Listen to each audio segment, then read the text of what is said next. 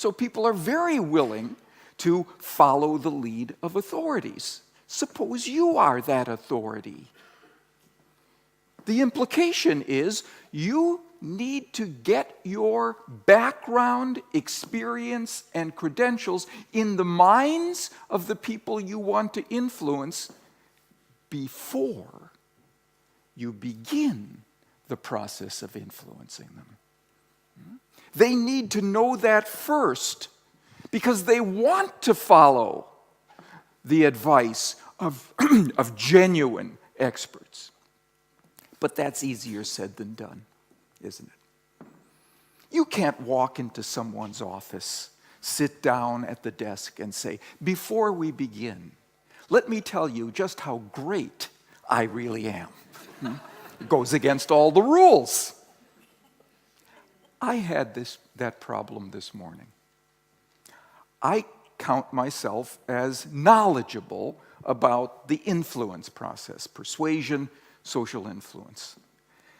But if I had stepped up on this stage and said, before we begin, let me tell you how many books I've sold.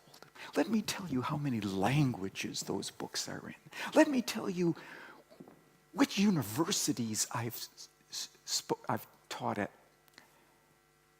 Here's what you would remember primarily about our time together. What a jerk this guy Cialdini was. What a self-promoting jerk he was. So what did I do instead? I asked Ben to do it for me.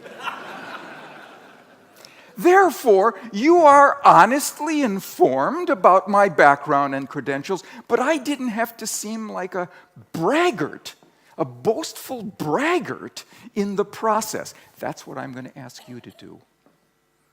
For people who don't know about your genuine background and experience and knowledge, competence, find a third party who knows both of you, who can send that message,